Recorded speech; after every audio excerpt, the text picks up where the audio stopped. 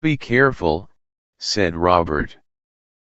Sometimes, you've got to get through your fear to see your own courage on the other side. Robert said to Bouncer and the rest. Robert soon lifted the lid of the giant green apple, to find thousands of seagulls flying overhead in the cloudy sky above him. Robert went up onto the surface of the giant green apple to find that the green apple was floating in the middle of the great Pacific Ocean and there was no land in sight at all. We're in the middle of the sea. Come on up, Robert said, calling to all his friends inside of the giant green apple, in the process. Soon, everyone from inside of the giant green apple was on the surface of the gigantic fruit. We're in the middle of the sea, gasped the Skog. Don't worry, said Robert. Soon a great ship will be bound to pick us up. There was only one problem the whole crew had to face: where were they supposed to go? And what was the plan next? Everyone looked at Robert for the answer. Robert thought about it and then said with glee, "We're going to the great city of Zootopia. My father Mike Arthur says, if you look at Zootopia another way, it is a place where dreams come true." It was a place Robert had always dreamed of, and it had stuff there for his new friends there too. Robert and his new friends shared all of their positive dreams with each other with every detail, and they did. Basil, the great mouse detective, wanted to be on the police force as a detective. Wooster and Jenny wanted to be in a place that was greener, filled with cheese and sunshine. Bouncer craved for creating a gym club in a big city. The Skog wanted to work as a subway driver in the big city. Mrs. Brisby wanted to let the light from her stone shine during every nightfall. Charlotte A. Cavatica wanted to spin more webs in dark hiding places, and Robert wanted a new family with Nick and Judy by his side. Afterwards, Wooster, who was the best at geography, flipped through Robert's Zootopia travel book after asking for it first and said, "The book calls the city on the front cover, the city of Zootopia. It says here predator and prey animals unite and work together. Also," he went on, "here's a map of California and the world of Zootopia, with the giant green apple next to California, but the map doesn't have a compass at all on it. If it is a city, then it'll have everything we dreamed of for us," said Jenny. Soon, everyone on board the giant green apple agreed to try and find the great city of Zootopia and work together. "If we're in the middle of the sea, then this is a big change," said Wooster. "And so has Robert too, since he's a cartoon now just like the rest of us," added Jenny. "That's impossible, you must be kidding," stammered Robert. "No, we're not. It's actually true. Take a look at your reflection in the sea and you'll see," said Wooster. Robert went over to the edge of the giant green apple and gazed into his, now cartooned, reflection in the wavy ocean water and realized that the glowworms were the cause of his magical transformation. He knew he must have swallowed one, before he entered the giant green apple. He was now different, very different. "I've changed into claymation," Robert gasped in shock. "There's only one problem. How do we get to Zootopia?" asked Basil as he puffed on his pipe. "I'll get us there," proclaimed Bouncer. Jenny was suspicious of this. "Really?" she snapped. Sure, we've sailed the 7 seas beforehand, so I can help to navigate us as well," said Bouncer confidently. Unfortunately, there was another problem they all had to face. They had no sails, no engines and no way to steer the giant green apple in the right direction. Plus, they didn't have a compass at all, but Robert had an excellent idea to help out. "We'll attach the seagulls up there to the stem of the giant green apple and we'll use the flying fish in the water for bird bait," Robert said to them. "The next question is, how on earth do we do that process?" asked Basil. "We'll use Charlotte A. Cavaticus spider web for a net to catch the fish. We'll even use Charlotte's spider string to tie the seagulls to the stem. We'll also use the bell that belongs to Basil to get the seagulls to come down in great flocks," said Robert. "Hurry." In less than a minute, Charlotte A. Cavaticus spider web was pulled down by Charlotte herself. The first half of the plan with catching the flying fish had worked, but suddenly, a gigantic robotic shark with 3 heads appeared through the waves and it had spotted them without delay. "What do we do?" screamed everyone on board the giant green apple, except for Robert.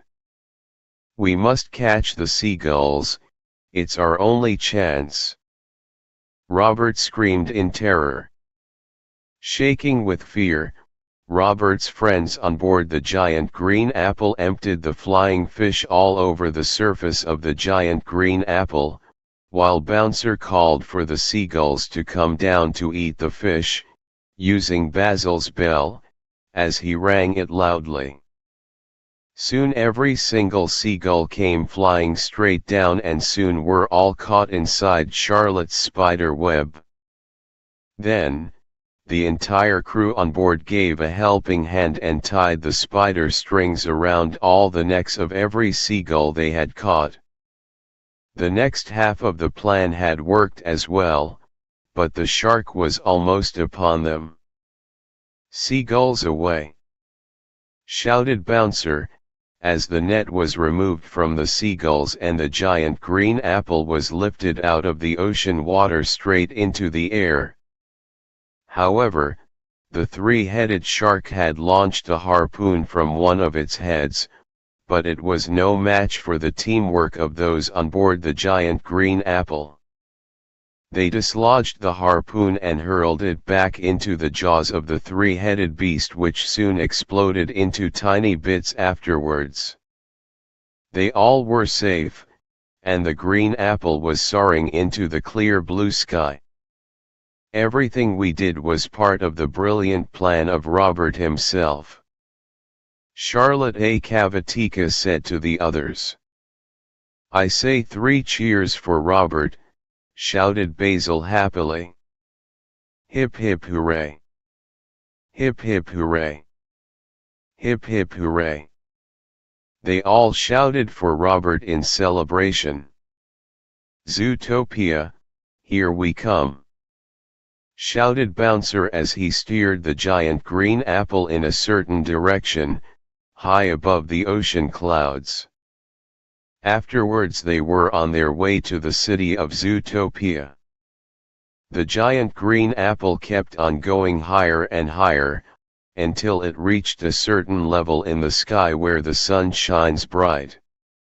Robert on the other hand was trying to comfort the Skog and help him face his fears. "You must not frighten yourself like this all the time," said Robert. "Why not?" asked the Skog. "You'll only make yourself sick. When I had a problem, my mother and father would tell me to look at life another way," Robert said to the Skog. "How can I?" asked the seemingly cowardly Skog. "First, I had to face the cannons and the traps on my island, then there was a mechanical shark with 3 heads we had to face. Well, if you look at it another way would be, you made some enemies that became your friends on your own island and you had the courage to help us get wings to fly, defeating the three-headed robotic shark single-handedly," said Robert to the Skog. "Really?" asked the Skog joyfully. "Exactly, you're a hero," Robert said happily to his friend. I'm Wonder Skog," cried the Skog happily. "You are," said Robert confidently. As the green apple went on sailing in the sky above, everyone on board was getting hungry and thirsty. Most of them were convinced they'd soon be dead, but not Robert, however. He had another idea to help out. "Nobody's going to starve," he told the others on board. "Our whole ship is made out of food and drink for all of us, green apple juice and green apple fruit.